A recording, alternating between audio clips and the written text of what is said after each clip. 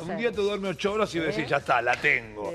Y al día siguiente duerme 4. Claro. Y después duerme 2 y decís, no, uy, pero acá le cambié los pañales a las 8. ¡Ah, tomá! Y el bebé te duerme 1 hora. O capaz que te dormía 8 horas y al día siguiente te volvió a dormir 8 horas. Y decís, ojo, soy un genio. soy un genio. Y después no. Bueno, vamos a ver los números que difundió el INDEC para entrar en contexto, ¿sí? Tanto el índice de abril, que era temido, Claro. como el interanual. Y recibimos a José Ignacio Obano, economista de Invertir Online. Juan Ignacio. José Ignacio.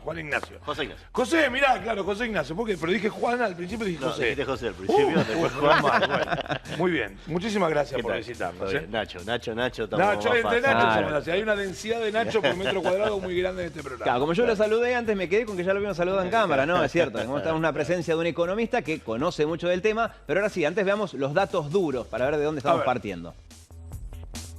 Tenemos el índice de inflación de abril, Sí. que lo tengo acá también escrito, ¿no? 3,4%. Sí. Ahí lo tenemos. El índice es un promedio, lógicamente. Lo que subió mucho, lamentablemente, en el mes de abril, son los alimentos. Sí. Porque siempre se habla de, por un lado, el promedio, que incluye desde automotores, zapatos, educación, servicios públicos no, porque es un precio regulado. Pero claro, después está la llamada inflación de los pobres, que es los alimentos, que es a donde dedican más parte de sus ingresos. Y subió mucho. Y este es el número interanual, es decir, comparando abril del año pasado con abril de este año. Que este número sí subió respecto de lo que pasaba antes. Es un 55,8%. Claro, lo estamos comparando con abril del año pasado, cuando el dólar todavía estaba a 20 pesos. Claro. A partir de mayo, junio del año pasado, cuando vino esa primera corrida cambiaria que subió el dólar, después subió la inflación, bueno, ahí sí, si empezamos a hacer la interanual a partir de junio, no nos va a dar tan alto, porque ya estaba todo mal el año pasado a esta altura del año, ¿no? Pero bueno, ¿qué dicen estos números? Mirá, varios temas. Son dos cosas interesantes de lo que pasó ayer. El dato de inflación propiamente dicho. Y también interesante, vieron que después Andleris habló y dijo, tiró algunos comentarios sobre, bueno, lo más importante de la inflación está, digamos, la inflación es una consecuencia, según lo que decían, las causas son todas estas y están controladas. Interesante, después si quieren vemos lo Sí, que de hecho dijo tenemos Andleris, el porque testimonio de Sandleris. es interesante, pero bueno, sobre la inflación propiamente dicha, como dijiste, 3.4, viste, la teoría de la relatividad es esto, o sea, estamos contentos, pero porque es relativo, en relación al mes pasado, que había sido 4.7, 3.4 está muy bien, en relación a las expectativas, que eran 4%, 3.4 estaba bien. Ahora, el número absoluto no está bien, digamos, ¿no? Sigue siendo un problema. Y sí, cuando nos metemos un poquito más en investigar, en entender qué pasa sobre el desagregado de la inflación, un poco lo que decías vos, vemos un par de temas. Uno, lo más llevado por el dólar es lo que más subió, ¿no? Justamente venimos no fue el caso de abril, que el dólar estuvo más calmo, pero en marzo el dólar subió bastante. Entonces en abril los productos relacionados al dólar fueron los que más subieron. Entonces ahí tenés electrodomésticos, tenés ¿Automotores? Automotores, todo lo que tenga que ver con comercio exterior y demás, todo eso subió. No así, y perdóname, pero no es lo mismo que dijiste vos recién, ¿verdad? Alimentos y bebidas subió menos que el promedio. El promedio de la inflación fue 3.4, alimentos y bebidas subió 2.5. Ah, tenía el dato contrario. No, sí fue muy malo, por eso, pasa que es medio lío, digamos. Si vos ves marzo fue espantoso. Marzo fue 6% alimentos y bebidas. Si ves abril, fue 2.5. Ah, el interanual dio más alimentos que el promedio. Ahí está, perfecto. En abril se calmó un poco, pero a nivel interanual sí, sigue dando que alimentos subió más que la inflación promedio. Exactamente, ahí está, justamente, a eso iba. El interanual fue creo que 66% de alimentos, claro, contra una inflación interanual del 55%. Entonces, bueno, por lo menos este mes de abril y en relación a todo el resto, un poquito mejor. Y después otro tema importante, viste que se habla mucho, se habla mucho de inflación core. ¿Viste? Bueno, ¿qué es la inflación core? ¿Viste? Dice, la inflación es tanto, pero la inflación core es tanto. Bueno, lo que hace el INDEC, entiendo que bastante bien, dice, bueno, divido la inflación en 3. ¿Por qué? Una es la que tiene que ver con los precios controlados. Entonces, los precios controlados, justamente, como te los controlan cuando suben el gas o lo que sea, no está bien medirlo con la inflación natural, digamos, que se produce en la economía. Entonces, lo separan. Y el otro punto son los estacionales, justamente como, bueno, los productos... de las frutas y verduras. o la temporada de vacaciones o lo que sea. Eso impacta un mes, pero no impacta el mes siguiente. Claro, hotelería capaz que sube más en el verano, en las vacaciones de invierno, que el resto del año. Bueno, O las exacto. frutas y verduras, depende de la estación. En marzo, el salto más importante lo había dado la educación. Porque claro, Claro. en marzo empezó el colegio, entonces la educación había subido 17%. Este mes no subió nada, pero bueno, porque en marzo empiezan las clases. Claro. Entonces, separan precios controlados por un lado, separan estacionales por otro y dejan la inflación core. Y la inflación core, lamentablemente, fue peor que la inflación total. Es decir, los estacionales que pegaron en abril, pero probablemente no peguen en mayo, ayudaron a bajar el nivel de inflación. Entonces la inflación core fue 3.8 cuando la otra fue 3.4. No sé si... Sí, es una ensalada de números que digo, la gente que va al supermercado, que toma un colectivo, que va a laburar o que se va a comprar una remera, tal vez no entiende la inflación core, Pero es la que vale, ¿eh? Claro, pero digo, que vale, porque es la que claro. no te mide, ya te digo, ni los precios que controla el gobierno, bueno, las prepagas, los servicios públicos. Eso es como hacerse trampa, porque decís, no le permito a las prepagas aumentar, no aumento los servicios públicos, entonces después te mido la inflación, me dio más bajo. No, pará, porque Claro. no permitiste esos aumentos. Exacto. Y los estacionales es algo parecido.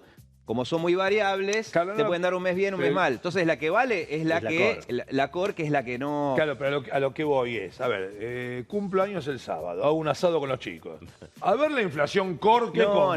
no, ¿Compro claro. vacío o compro entraña? Ah, claro. Entonces ahí es donde vos decís, mirá, la inflación... No es que digo que es no... que el precio de las cosas para el asado están dentro de la inflación core. Core, Es un claro. detalle. Yo entiendo Claro. que suena a PowerPoint. No, Sí, entiendo lo claro, que decís no, vos. es complicado. Pero es un dato interesante que incluso en este sentido le dio mal al gobierno, porque la inflación, la que vale, no le digamos más inflación core. Digámosle, la inflación la que vale. La que posta. La inflación posta. La que te saca, todos los números te saca los precios que regula el gobierno o los estacionales, que bueno, todos los meses de, no sé, que será mayo, el tomate sube porque sí. Bueno, saquemos el tomate y saquemos también los precios que controla el gobierno. Te queda la inflación posta, la core, que es la posta.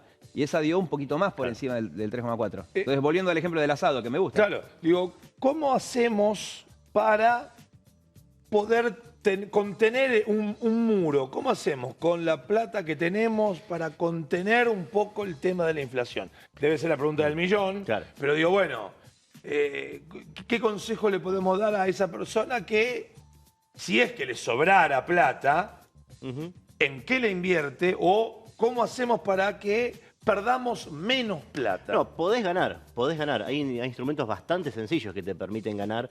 Un tema importante que todo el mundo, o sea, acá nos volvemos locos muchas veces, paranoia, le quiero ganar la inflación, le quiero ganar el dólar, le quiero ganar todo y siempre en algún mes alguno se te dispara y siempre en algún mes te terminás perdiendo contra algo. Entonces lo principal es, bueno, ¿a qué le quiero ganar? A la inflación, perfecto, ese es mi enemigo, a esa la corro la inflación. Hay instrumentos muy sencillos para ganar la inflación, porque tenés instrumentos vinculados a la tasa de inflación, por ejemplo, un bono indexado por SER mide la inflación.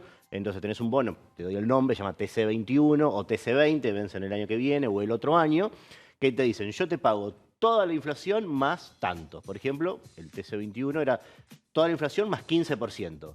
Entonces, si la inflación es 40, el bono te rinde 55. Si la inflación es 100, el bono te rinde 115. Vos estás seguro que le vas a ganar la inflación y vas a sacar 15 puntos de rendimiento real. Y es súper sencillo. Ese bono lo comprás, digamos, en un banco, o sea, tenés que abrir una cuenta bursátil, digo, pero en un banco, por supuesto, en una casa de bolsa. Yo trabajo en una casa de bolsa. Y aparte otro mito, digamos, que hay, es que muchas veces pensás que tenés que tener varios millones para comprar un bono. Ese bono lo compras con 120 pesos, te compras un par de bonos. O sea, es muy poco, es muy poco. Y así te cubrís. Y es súper sencillo, no tenés nada que hacer. Un caso en el sistema bancario, hacer un plazo fijo UVA. Si UVA es SER y SER es inflación. Entonces, hacer un plazo fijo UVA que te diga, yo te pago toda la inflación más la tasa, ya le ganaste. Así de sencillo.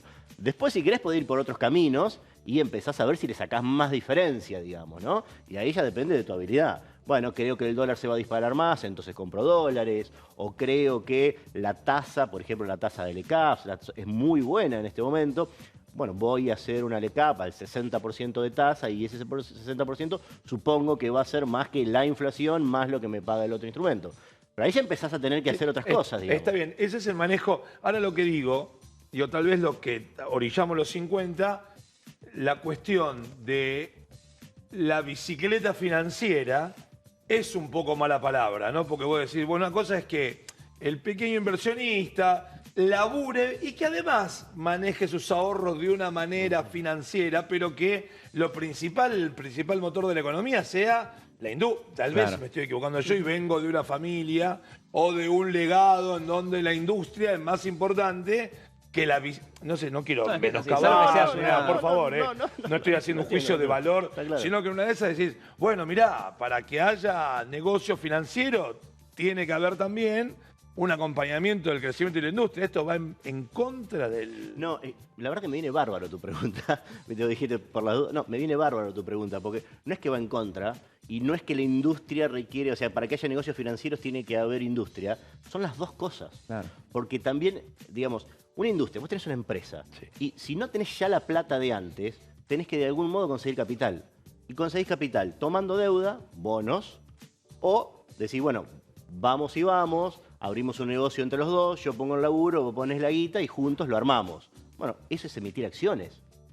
Entonces, las empresas se financian y es posible el crecimiento gracias a la plata de los inversores. Y el inversor no solamente es esta figura, ¿viste? Del gran el tipo que fondo, hace plata desde un escritorio. Claro, tío rico, Papato, ¿viste? O sea, vos tenés 1.000 pesos y con 1.000 pesos invertís en un fondo de inversión. Y ese fondo está invirtiendo en acciones. Está financiando. Y esas acciones van a una empresa. Un tipo que precisa esa plata. Pero aparte vos lo ves, mira, es bastante claro, por ejemplo, vos ves el mercado financiero, 2017, 2018. 2017 la situación económica argentina parecía que venía bastante mejor que lo que parecía en 2018. Vos ves en 2017, todas las empresas del Merval aumentaron capital, es decir, tomá más acciones, dame más plata. ¿Pero por qué? Porque voy a invertir. Lo mismo con los bonos, son distintos modos de financiarse, digamos, pero en los dos casos es dame plata que la estoy usando para sacar una nueva unidad de negocio, para ampliar una planta, o lo que sea. El mercado de capitales es fundamental porque eso es lo que te permite después el siguiente crecimiento. Pasa a la economía real. Siempre por eso el mercado de capitales, viste que es uno de los principales medidores de, es lo que primero reacciona. Porque claro, como primero necesitas la guita y después invertís en un proyecto que a lo mejor dura un par de años y el resultado lo ves 2 años después, primero lo que se movió fue el mercado de capitales, eso fue lo que se activó. Por eso es un modo temprano de interpretar qué puede pasar en la economía después. Bien, y volviendo a la inflación, que es lo que nos trajo. Sí. Me gustó el ejemplo de Nacho, esto de un día el bebé recién nacido te duerme 8 horas, que sería como este momento, bueno, no 8, te durmió 6, que es un montón, ¿no? Porque seguidas. Y decís, ya está, la proyección me da genial.